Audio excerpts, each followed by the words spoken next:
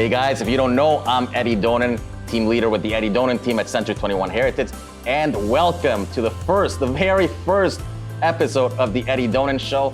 Today, we're gonna be talking about pre-construction condo. I have my wonderful guest here, Laura Stewart, pre-construction phenom. She's gonna be laying it down for us in simple terms, teaching us what are the advantages of buying pre-construction, what to look out for, and how we can win. Laura, thank you for being here. How are you doing? Thanks so much for having me. I'm doing great. So first of all, for those watching us right now, what is pre-construction? Break it down to us in layman terms, please. Yeah, so for those of you who don't know, I'm going to be speaking about pre-construction condos specifically, because you can buy townhomes and houses as well. But today, I think we're going to talk just about the condo landscape.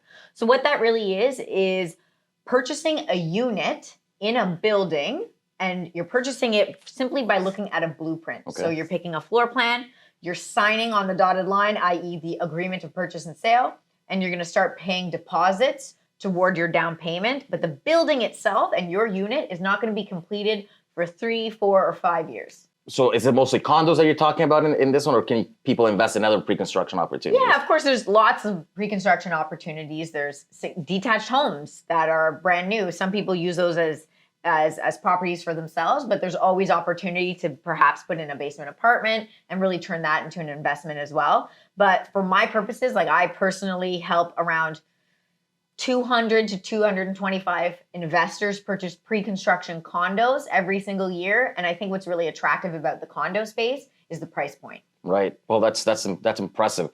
And what are the advantages? So an investor watching, they haven't invested in pre-construction before. What are the main advantages? Why are people doing this? I think the biggest advantage I see, and the reason why people do this, is because you don't need a mortgage for the property until the building is built. So it's like I get to lock in today's prices. And I think if anyone is watching or listening knows that real estate prices tend to go up. We might have some dips, but in 4 years, you can imagine things will be more expensive than they are today. And so you really get to lock in today's price without getting the mortgage. Some people have never purchased a property before, and this is their first one. And perhaps they're independent contractors like you are as a real estate agent. You need 3 years of data to get a mortgage, and they're not at that place yet where they could walk into a bank or talk with a mortgage broker and get that mortgage for the property. So this gives them 4 years to get their ducks in a row and make sure everything's aligned so that they will be able to close when the closing date comes. Yeah. No, that's important. Sorry. Yeah. No, I was just thinking there's so many other things that people love about it. I think the other one, really important one to note, is the deposit structure. Right. So the deposits work in that you pay them over an extended period of time. So you'll pay usually 5% in 30 days, and that's 5% of the purchase price, 5% in, say, 90 to 180 days, 5% maybe in 365 days. And then some projects, you'll pay the last final 5%. So total of 20% on closing. And what that allows people to do is save over the course of time. There's a lot of people who don't have that type of cash in their bank account to, say, purchase a resale opportunity today. And if you're an investor, you need to put 20% down, say in 60 to 90 days, because that's the typical closing period. Right. Where this allows you to put just 5% down in 30 days. And then you have time to save for, another 60 to 100 days, whatever it may be. And so it gives more people the opportunity to get into the real estate game. Well, that's great. That's fantastic. One question that I have, you deal with a lot of these on a yearly basis. So what do you see? Are most of your buyers, or most of the people getting into these units, investors or the end users, or a mix? What do you see the most of? Yeah, it's definitely a mixture of both.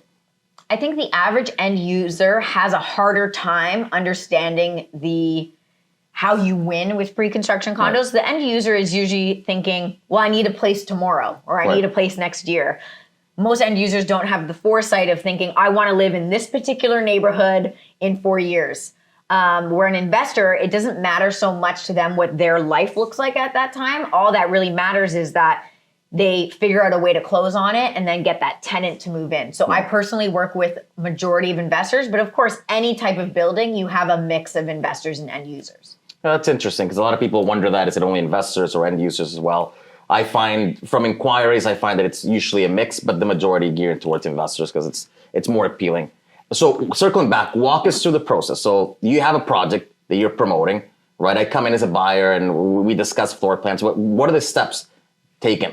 So from the moment I meet with you to the moment that I'm getting the keys to that unit? Yeah, so I think the most important thing to note is that you have to, I strongly advise that when you sign the agreement to purchase and sale, you take that paperwork and have it reviewed by a lawyer. The great thing about purchasing in Ontario is that you automatically have a 10-day, I call it a due diligence period, but people might know it as a cooling period. So what that means is that you may feel pressured to sign the documents on the spot, because what you'll often hear is the developer saying, well, we only have so much time and there's only so many units. And so you sign the agreement to purchase and sale, but that's not set in stone from the second you walk out. You have 10 days to review those documents on your own. The documents are pretty lengthy. So the agreement to purchase and sale itself is anywhere between 40 and 60 pages.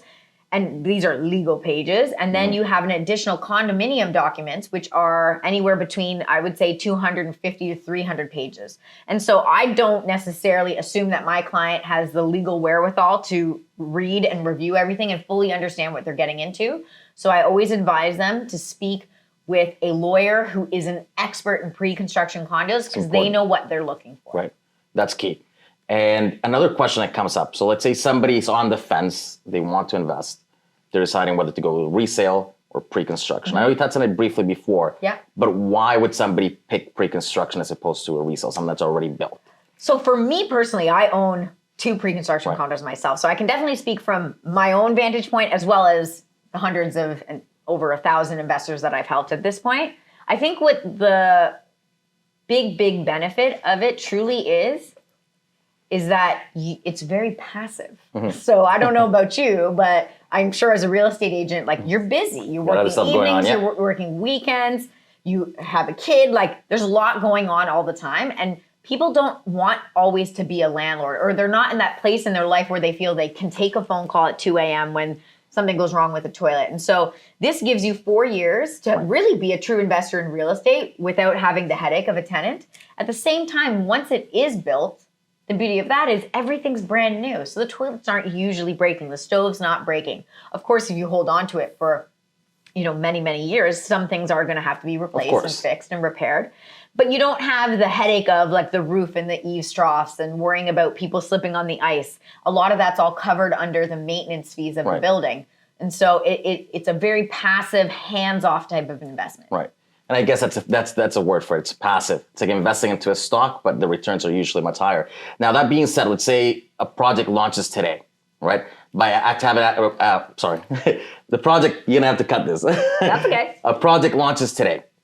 Okay, so you have access to the right broker, you get in first shot, right? How long usually from the time that you sign that paperwork until the time that you get your keys and have to close? What's that on average? The average process that I usually see is, let me rephrase this. What the developer will say is the occupancy date, which is the day that you get your keys, is usually somewhere between 3 and 4 years out from the day that you sign the paperwork. That's assuming that you're signing the paperwork at the very initial part of the sales schedule. Which is the best time to get in. Which is the best time to get in. But what I normally see is, and I don't want anyone to be confused, I have yet to work on a project that has been completed on time. Right. So just know that going in, it's not going to be completed on time. The odds of you picking the project that actually gets done on time is very, very slim. And so I would always say give yourself a buffer of about 8 months to a year of delays. And that delays can happen for a magnitude of reasons, weather, supply chain issues, all the types of things that you're hearing about on the news that might kind of halt construction for a bit. But usually that's actually not a bad thing, because, again, you're delaying getting the mortgage, you're delaying getting the tenant, and all the while your property is still going up in value. Right. That's fantastic. And I think what attracts a lot of people to pre-construction is obviously what you talked about earlier. You get in today's prices, and you're saying 4 or 5, even 6 years in some cases, right down the line, pricing is definitely going to go up. Now, getting more into the details, I get about 80, 90 emails a year of pre-construction condos being offered.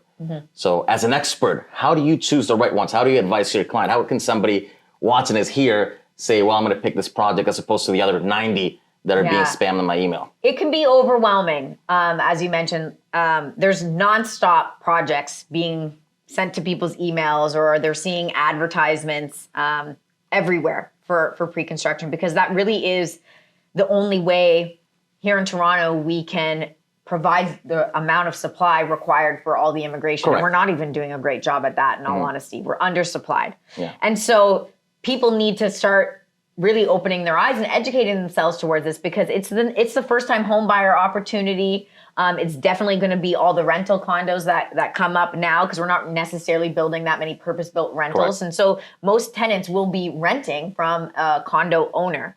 And so I always say there's probably 3 things you really want to look at as an investor.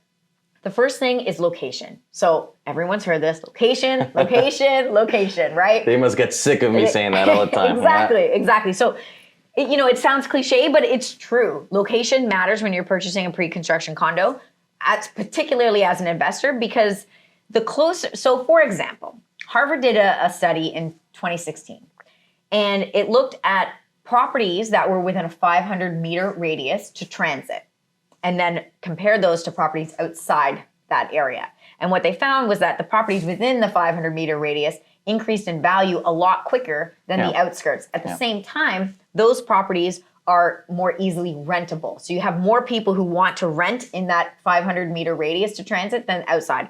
Why? People, generally speaking, work in a downtown core, perhaps, and they need access to transit. Ideally, if you can purchase in the downtown core, that's even better. So that's the first goal, if you can do that. But obviously, those come with higher price points, right? You're looking in over $1 million here in Toronto to get something like half decent in the downtown core. If that doesn't float your boat, then let's look at expanding our radius away from the downtown core, but making sure that we're close to transit so that people can walk to, ideally, a subway station. Second, you'd probably look at is an LRT. Third would be a streetcar, and then fourth would be a bus stop. There are opportunities, though, where you can be near the highway, and those still go up in value because people want easy access if they are driving into the downtown core. But from a tenant's perspective, a lot of tenants in the Greater Toronto area do not have cars, and so I would try to stay around that kind of public transit area. The other location that you might want to look at is what's called a master plan community. So what's a master plan community? You hear it a lot, but you hear it a lot, and it really is an area, a block, a certain location of the city that the city, and usually it's one level of government, but oftentimes there's 3 levels of governments putting money into this location to try to gentrify it. And so they're building multiple projects, different builders. They're building commercial space, they're building retail space, and obviously residential space with parks, and kind of everything is all encompassed in this area. And the type of person that you'll attract there is probably working in that location as well. And so they might not necessarily need access to transit because they live, work, and play all in that same So everything's close by, like a community. Exactly. Okay. So that's the first thing that you want to look at. The second thing I think it's really important to look at would be the developer. You've probably seen some of the news. You see the news, you hear horror stories, condo projects getting canceled, people waiting for 3-4 years, and now they're stuck. What are they going to do? Exactly. I think, if it bleeds, it leads. That's one of those things. There's 80 projects that are being built in the GTA at any given time. And sorry to cut you off, but does the saying in this apply that if it's too good to be true, it usually will be as well? Yes, that does apply as well. It does. But I want people to understand that. So the biggest risk in purchasing pre-construction condos is that it gets canceled. Yeah. And when it does get canceled, it gets blasted all over the news. And understandably, the people who purchased in that building should be upset because they've paid their deposits, they did their job, their money has been held for 3-4 years at this point, and nothing happened. And yes, the money is safe in that you get your deposit money back. So it's not like you're losing the money, but what you've lost is the opportunity cost. You were an investor. You wanted to grow. It's horrible. You would miss out. Exactly. Like 4 years ago, even today, as we're recording this, there's been a dip in the market, but still the pricing is nowhere near close to what it was 4 years ago. So if something gets canceled today and I put a deposit 4 years ago, that's a massive financial loss for me because I can't get into the same unit for anywhere near the same price. Exactly. So understandably, people are very upset, but it's a small group of people that make a lot of noise. And so it's probably around 1% of projects actually get canceled. It's not very common. But how I think you can best protect yourself to not be one of the 1% that gets canceled is to look at the reputation of the builder. Has the builder completed other projects. And I mean completed. I don't mean are they selling other projects? Because oftentimes developers will come out guns a-blazing and they're building all these things, but they've never actually completed anything. That's even more risky, I guess. Exactly. Good point. And not only have they completed, is what they completed what they promised? What are end users or investors saying about the project? Does it look like how it was sold to them? Did it get completed on time? Are the finishes the quality of the finishes that were promised to them? Right. All those things give you a good idea of who the developer is. There are certain developers that will, no matter what, they'll take a loss, even if construction costs go through the roof, they'll take a hit on it simply because their reputation matters way too much to them. The people you probably do not want to work with, and I've learned this through personal experience, are people who are developers who are new at this. And I don't, there's people who say, well, I've built thousands of houses, but have you built a condo building? It's a completely different beast. And so if you're an investor, I oftentimes say, don't be the guinea pig for the developer. Let someone else be the guinea pig. And then once they've kind of have a proven track record, then it's time for you to buy. Right. So that's important for you guys watching. You have to make sure that it's in the right location because that protects your investment. And second, super important, make sure that it's a reputable developer. Track record, experience matters in this type of case. Exactly. What else?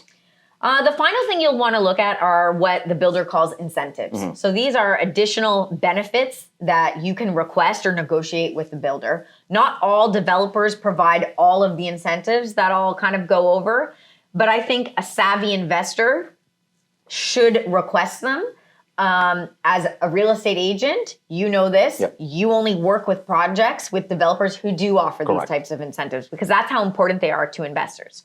So the first incentive I'll go over is the right to assign your unit. This to me is kind of the safety net, like the biggest thing you need as an investor. So what is assignment? Assignment is flipping the paper, is probably what people have heard mostly, which is selling your paperwork to another buyer before the building gets built. Now, you can't sign for an agreement today and then wait 3 weeks, let the builder increase the price. And now think, okay, well, I've made a profit. Why don't I sell today? Unfortunately, it's written in the agreement that there's a certain time period that you have to wait in order to sell your property because the builder, understandably, doesn't want to be in competition with themselves for sales. And so I say a good rule of thumb is whatever the occupancy date is that the developer wrote on your agreement, probably subtract a year from that. And that's a good time for you to consider as an investor whether or not you want to close on the property. Mm-hmm. It's my belief, my personal belief, that you shouldn't go into this type of purchase with the sole intent of assigning it. 100%. And saying, I'm going to make a whackload of profit. I'm sure people have heard that all over. We're getting taxed now anyways. So. Yeah, exactly. So I really would go in with the intention of closing. I think the assignment simply needs to be there because life happens and who knows where you're going to be in 3, 4, 5 years. You need the ability to get out of that deal. And let me clarify this. The assignment clause is not a given. You have to ask for it. You have to make sure that it's there. Because a lot of people come to me 2, 3 years later and they're saying, well, I can assign it. But where does it say that? Yeah. Just because somebody else that bought the same project might have bought with a different agent that included that for them doesn't mean that you're going to have it automatically. So you have to negotiate it. You have to make sure that it's actually there. Otherwise, you won't have the right to do it. Don't assume that it's written in the agreement. And again, this is why I think it's so important that people seek legal counsel. Correct. Don't take the agent's word for it. It's not that the agent's lying, but the agent is not a lawyer. They're not reading through the agreement in the same capacity that a lawyer is. And so you want to make sure that the lawyer is reviewing it.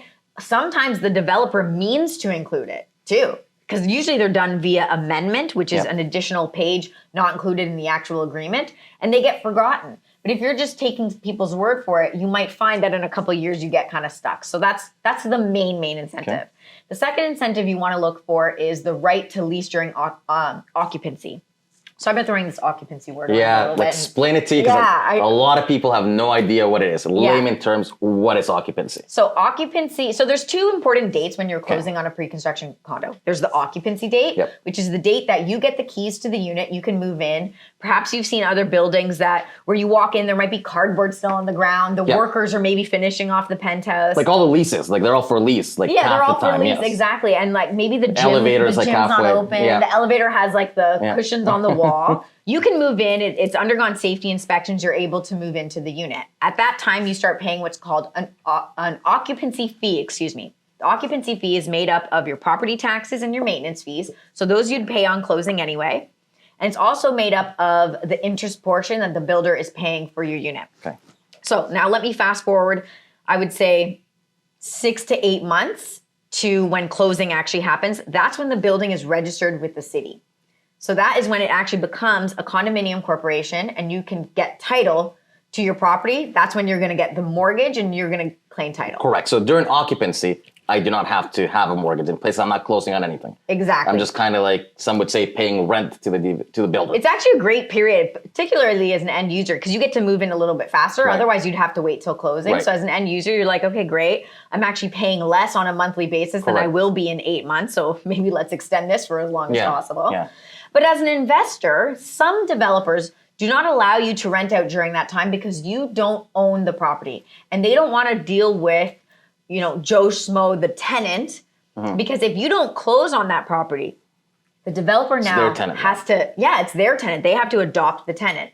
And so some developers will say, we're not leasing during this time. But unfortunately for an investor, they're actually paying the occupancy fee no matter what. So now they're out of pocket quite a bit of money. And so you want to make sure that you work with developers who say, yes, you can lease during occupancy and turn that kind of negative cash flowing period into the highest cash flowing period that you're going to see. There's no mortgage. That's right. Because there's no mortgage. That's awesome. Exactly. Yeah. And the final one is cap development charges. So on closing, you're going to be paying your legal fees. You're going to be paying your land transfer tax. And if it's in Toronto, lucky you, double. Double, yeah. But, that's what we have to pay to live in a great city. And then the third is development charges. So when the condominium closes with the city taxes the developer a bunch of fees and levies and taxes. And understandably so, the reason they do that is because the city would have had to create sidewalks and maybe put in new lights. Maybe they had to build a new school nearby to support all of the people who are going to be living in the building. And so there's a lot of additional fees that the city had to take on. And so they charge it back to the developer. And now what the developer charges it back to you, the buyer, because you're the one that's going to get to take advantage of all of the amenities that have been built around you. Understanding that there's going to be those fees, the problem comes in that it's not happening for 3, 4, 5 years. So how do we know what to save?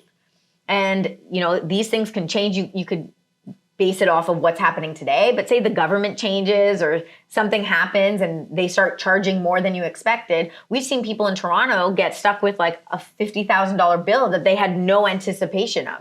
And now they're scrambling around to find that 50 grand. I don't know if you've read the news recently. There's an article that came out. Somebody was like, it was almost 100,000. Yeah. From a certain builder, a certain project. I know. I don't think I it was know condos. the project. I know the townhouses. Was it townhouses? Correct. In Mississauga. Yeah. It happens. I guess that's allowed. That's legal. That's why it's very important to make sure you review the documents because the builder is allowed to do these things. And understandably so, they're not trying to, yes, it's a for-profit business. Correct. But they're not trying to piss off every client they've ever had. They ultimately want to sell these things again in the future. And that's why I think the reputation of the builder is so important because you want them to try to be as forthcoming as they possibly can. And so what you'll do is you'll get a cap on your development charges. So I'm the buyer and I say, I understand you're going to charge me fees for the schools and everything, but just tell me what to save so I know over the course of the next little bit. So let's say your cap is at $15,000. That means on closing, if the developer gets charged by the city $12,000, you will only be charged $12,000. If, though, the city charges $20,000, the developer will charge you $15,000 because that was your cap, and they will have to pay the additional $5,000 out of their pocket. Okay. And so that allows you to know what you need to save for the future, which I think is really important. And again, Laura, just to provide value, this is something that usually developers won't come out and say, hey, let's cap this. This is something that usually you would be asking for. Or we've renegotiated. Usually you want to work with good agents, quite honestly, who have probably pre-negotiated this for you and on your behalf. But as I said, even if you're not working with a real estate agent, just make sure a lawyer reviews it for you and lets you truly know what's in the documents. But a great agent would have amazing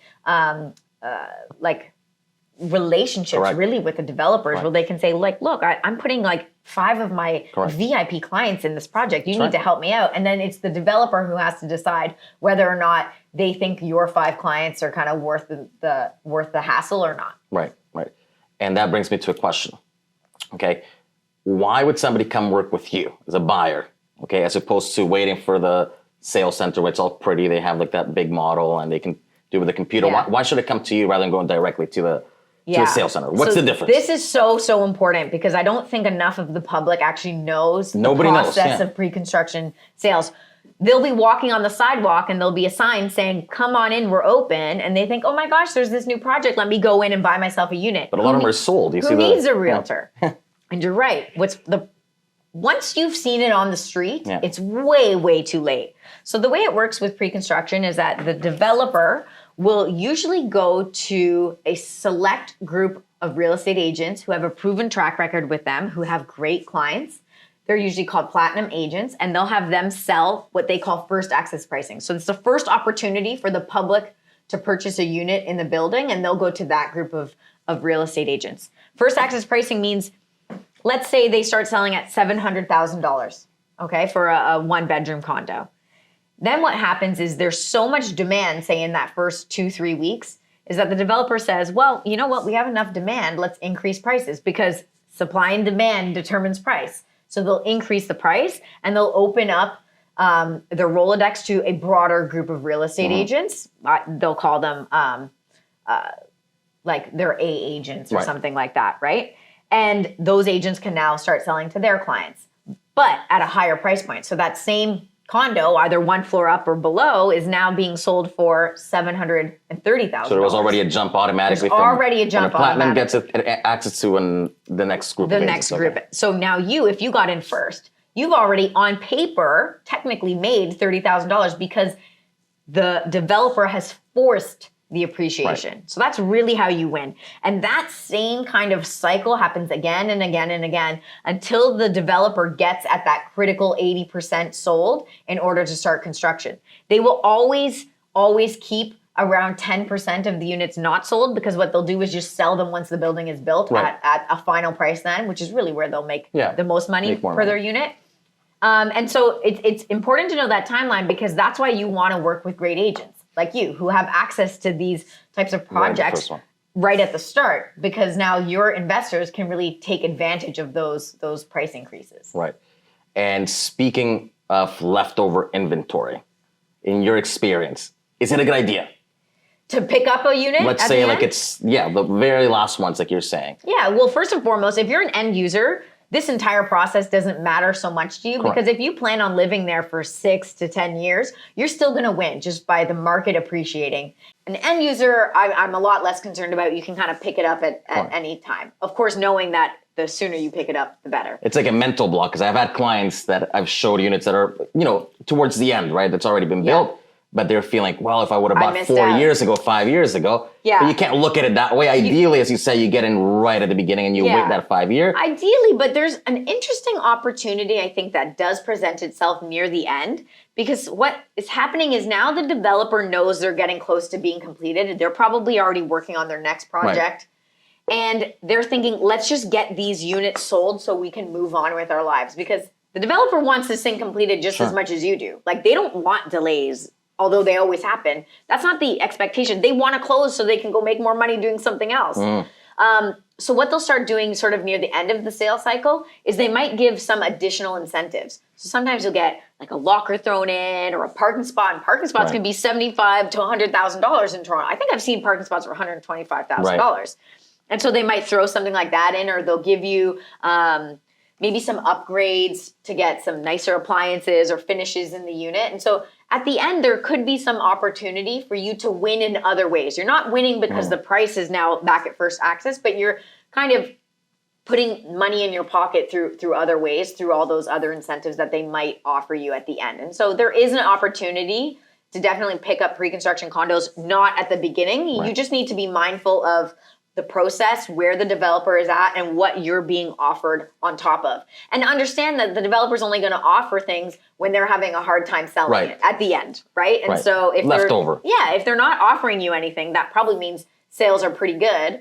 And so maybe you want to wait then for the next project, because as an investor, there's always other projects. Right. So just make sure that the next project that comes out next week by a different reputable developer, that you get in at the first access. Right. Another question I have for you, right? Because it's not really clear to some, is when you sign the contract today, let's say you find a project, you like it, you sign the agreement of purchase and sale. When do you need to actually apply for a mortgage? Because I see some developers ask us to provide proof of mortgage approval, even though the project won't be closed, as you said, in 4 years. But what's the norm? How does that work? Yeah, that's a great reminder, because I know you asked me about the process, and I spoke specifically about the lawyer and not about the mortgage pre-approval letter. Now, do all builders require this or just some? At this point, every builder that I work with, I'm trying to think, does require a mortgage pre-approval letter. I would say probably 5 years ago is when it started to become every single developer. Previous to that, it was kind of some of them. It wasn't all of them. What was happening is that real estate in Toronto was on fire when you think back to like 2017, right? In 2016, 2017. And people were buying pre-construction condos, never with the intent of selling. Right. Never with the intent of closing. They went into it with the intent of using the assignment and flipping it and getting $200,000 profit out of it. A lot more in some cases. And crazy amounts. A lot more. So we were seeing kind of speculative buying. And so what the industry decided to do was say, actually it wasn't so much the industry, it was the lenders, because the developers get construction financing. And the lenders started saying, this is too risky because yes, you've sold 80% and I'm going to give you construction financing because you've sold 80% of the building. The problem is I don't know if these people actually intend on closing. I don't even know if these people could close. Right. If we were to close tomorrow, can they even get a mortgage? And so the mortgage pre-approval is really just a letter that you provide from either a mortgage broker or a bank to the developer, who then provides that to their lender to say, these are the quality of buyers we have. Everyone in this building on paper looks good to close, and it gives confidence to the lender to actually give that construction financing. Okay. So you do have to go through that process, but it's really just a formality for the most part. It's got to be a formality, as you said, because there's no way to predict what your situation is going to look like in 4 or 5 years. Well, that's just it. So you might have a lot more income, or you can have a lot less. You might go through the process today, and you get the letter. But then you go out and buy a lot of dumb shit, and you no longer can afford to, or you lose your job. Correct. Things happen.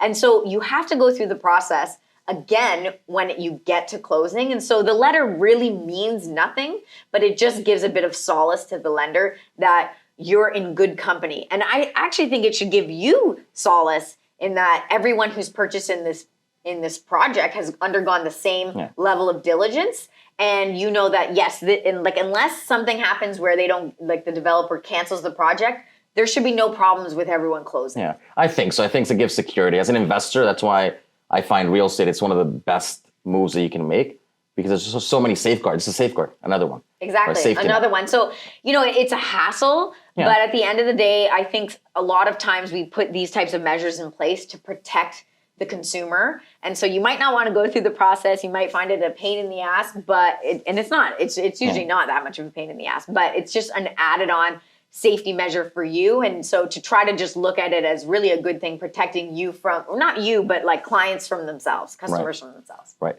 Another question or comment. Talk to me about the HST. What's up with that? This is really important to note. I'm glad you brought this up, because I think a lot of investors are surprised about the HST. So this has not always been in place, but as of now, the way it works is, as an investor, you are required to pay HST on closing. As an end user, you don't need to pay HST. Before anyone freaks out, it's not 13% of the purchase price, okay? It works out to be $24,000 flat. Okay. You're going to pay that on closing, okay? But here's the beauty in this. So remember when I said occupancy, you can rent out because you got that amendment, the right to lease during occupancy? So that was probably 6 to 8 months prior, which means you've already rented out your unit and you have a tenant who's living there, and your tenant is on a 1-year lease agreement. So now you're going to pay the HST on closing, and the next day you're going to apply for a rebate from the CRA. In that application, you're going to show them the 1-year lease agreement, and in about 6 to 8 weeks, you're going to get a rebate for the majority of the HST. I say majority because it's not the full $24,000 back. I mean, we're talking about the government here, Eddie. So it's like they're going to charge you. They had to open up the envelope, and someone had to be there to do that. Yeah. So we have paper fee, stamp, stamp, all those good things. Someone just to look at it. And so we're going to have to pay for that. So you get like $23,000 and change back. Okay. The reason this happens is what we've seen over the past and really around the globe when you look at true global cities. And Toronto really is one. I know we're so humble here in Toronto. We don't view ourselves as that, but we are a truly global city. People want to live here and people want to invest here. What happens is you'll see investors pick up properties around the world and they have no intention of actually putting a tenant in there. They really are just parking their money as an investment. Must be nice to have that much fun. I know. All you're concerned about is taking the passive appreciation. Yeah, really passive. And like I said, you're parking your money, but there's no one that lives here. The problem is in a place like Toronto, and most of like London would be similar, Paris, there's no housing as it is. We have a housing crisis. And so if someone is picking up condo units and taking away the supply and then not even providing that supply for renters, things start to get too expensive, and it's already expensive here. So can you imagine if there was just a whole building where it was investors who never rented it out? And so what the CRA really wants is for you to show them that you are in fact providing housing. They understand you're an investor, but you actually are renting it out. You're providing housing to people who need it, and you're doing that with a 1-year lease agreement in place, and then you get it. Should you not provide that housing and should you choose not to rent out your unit, you are foregoing the $24,000 rebate. Right. And finally, I do have an audience that does not reside in Canada. Okay, but they might be looking to invest. I get questions about, does it help them out? Yeah. If you're foreign, if you're not a Canadian citizen or a resident, can you invest in pre-construction, or is it a little bit different? So the deposit structure is definitely a little bit different. You are usually required to pay more of a down payment, and obviously, when you go to get a mortgage, how that works out is going to look a little bit different. Right. Perhaps it's not 20% down. It's going to be maybe 30 to 40% down. And so your ability to get the mortgage and financing is a little bit more difficult.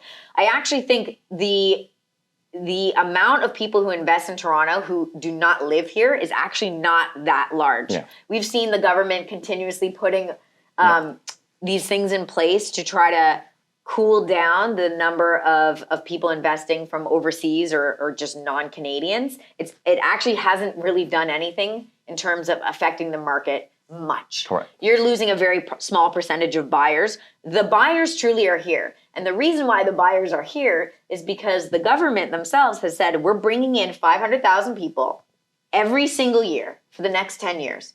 300,000 of those 500 are going to move into the GTA.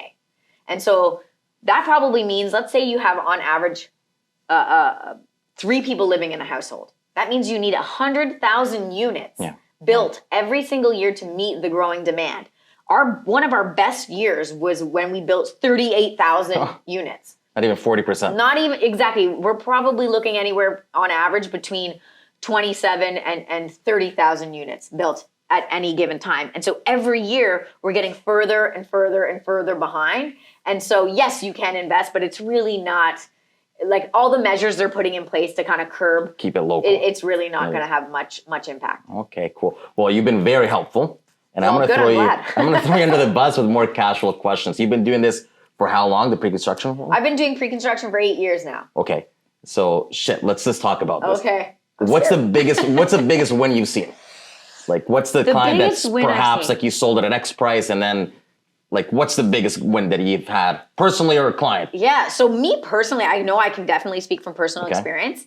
I purchased a property 3 years now, I think in 2019, for $600,000. It was a 2-bedroom condo right at Main and Danforth, a stone's throw away from both the subway and the Go. Remember how I said purchase? Yes. So I practice what I preach. I not only had one subway, I had 2 things that were amazing to me. And that location was one Go train stop to Union Station. So it was the last stop. Right. So you can literally get to Union Station, I think in 7 minutes from that location. And most people would look at that location as a B location. Right. Like when I drove around, I was kind of like, ooh, this is a little sketchy. I don't know if I want to invest here. But with pre-construction, you have to have vision. Yeah. You're literally looking either at dirt or an area that definitely needs some money being put into it to turn it around. And so you have to kind of like dream what's possible. I have not closed on that property yet. There's been obviously construction delays. Of course, COVID. So I think it's been delayed 2 years in this example. So I said 8 months to a year, but COVID happened during that time. And I think that kind of threw my numbers that's different. around. I've probably made that property purchase for 6 is probably $825,000 worth today if I were to purchase it today. So, and I did nothing. I literally signed checks and did absolutely nothing. So that to me was a huge win, and it was a win for myself. Right. But I put 19 other people in that same project. We did 20 units, or so me being one of them. So 19 other buyers purchased in that same place. The developer was Tribute, great developer with a great reputation. I see it being built I drive by to take a look at it, and they had all the incentives in place that I had already mentioned. And so I really, like I said, I put my clients in projects that I too would invest in. And in some cases, I actually do it alongside of them just to say, like, I believe in this so much along with you. Yeah, you'll do it, of course. And you make more money by buying than actually by selling them. So. Yeah. Oh, no, it's great. I mean, being an investor is been eye-opening. I didn't grow up in like an investor household by any means. My dad's a banker. He's pretty conservative. Mom, a stay-at-home mom. And no one ever talked about investing in real estate. My parents were always talking about paying the mortgage down. And it wasn't until I became a real estate agent and I was working with other amazing real estate agents who were helping people really build a portfolio and build that wealth that it kind of opened my eyes to the possibilities. And I didn't even get my husband on board. He was kind of like, I don't really know. He's even more conservative than I did. So I just went out one day and I came home and I was like, surprise, we bought a condo. Could have been worse. Yeah, maybe I'm paying the price for that a little bit with my husband, but quite honestly, he could have been worse. He's going to be happy now. He got on board with it, and in fact, he was the second condo that we purchased, which is at Yonge and St. Clair, 1 Delisle. Again, right on the subway station and the LRT. So again, we're buying at two intersections where there's top locations. And he was the one that really spearheaded purchasing that the second time. And so anyone who's watching, sometimes we have to sell this idea to our family and friends because people don't understand it. Show them this video, share this with people, because I think once you really have a good understanding of what's happening and how you win, you see that it's not as risky a play as perhaps the news and the headlines make it. I think it's a lot safer. More passive. Less can go wrong if you're careful and you're due diligent. And you do the right things. You pick a good project, a good builder, right? And then I think it's more passive, so you can win very easily without the effort of having to get a rental property. Again, pre-construction, I've said this to you before, it's not for everyone. And you've said it to me as well, right? So it's not a one size fits all, but it's a good vehicle. And another question to throw you under the bus, because we get this all the time. Okay, I know how I answer, but I want to hear you answer it. Right now, the market, when we're recording this, 2022 market has taken a dip, less sales, pricing has gone down, not as much in condos, but it has come down, and building costs has gone up. Yes. Okay, so the price per square foot right now for pre-construction is much higher than if I were to go on the resale avenue. Yeah. Now I know the advantages to waiting and whatnot, but what do you say to those people that feel like, okay, you know what, this is going to crash, right? The builder's not going to sell shit, and then they're going to have to lower their prices or not build at all. What do you say to people of that? Like, how would you handle that? What do you think? In all honesty, I think what you had said is this is not for everybody applies to everybody in that I'm not here to convince anyone to do anything with their money. I don't like when people convince me what to do with my money. Right. I think it's provide the education. If you feel passionately about something and your mother-in-law doesn't, at some point you kind of have to say, look, I believe in me. I believe in my real estate agent. I believe in this concept. I believe in Toronto. Yeah. I believe that we're going to grow. And therefore, I know I'll win. At some point, every investment, you have to take a leap of faith. Correct. That's how you win. You win because there is an element of risk. We can try to mitigate the risk, but we can't delete the risk altogether. I grew up in Brampton, so in the GTA, moved to Toronto when I was 22, and I've never moved out since. I absolutely love the city I live in, and I am very, very confident that immigration is going to continue along the path that it is. Unless, for some reason, the government closes the doors, I can't foresee us not growing in population, and you have to understand, people need to live somewhere. It's not just about bringing people in. It's where are these people going to live? Where are the kids going to go to school? Can our hospitals take it? The infrastructure around bringing people in is not always that well thought out. Right. And so I think that's where you win. There's always an opportunity. And it's not to say we're taking advantage of people who are renting and their prices are going up. That's just unfortunately the outcome of maybe poor planning. And why can't that person who takes advantage of that situation be you? Because there's lots of people all over the place who are winning with this very strategy. And so I would just tell them to kind of look at the facts, look at the figures, and tell me where people are going to live. But if I'm getting too much pushback, I mean, to each their own. There's some people who will never invest in real estate. Absolutely. They're going to invest in stocks, or they're not going to invest at all. And to each their own. Crypto. Crypto, there you go. Yeah. No, I've never done crypto. I have no idea what it is. I've been trying. I can't even figure it out. I can't. I need more education. I just don't understand it. And I guess that goes for some people. That's why I made this video, right? Some people don't understand pre-construction. Laura, it's been a pleasure. Thanks for all the help, all the education. And I know you provided a lot of value. Yeah, thanks so much for having me. I hope that whoever is watching this got something from it. And of course, if they did, to share with some of their friends. Absolutely. As Laura said, if you like the video, if you know anybody who's looking to invest in pre-construction or just needs education, needs advice, please share the video. I'd love to hear your comments. And again, I'm always here to answer your questions and provide free real estate advice. Thank you. Laura, thanks again.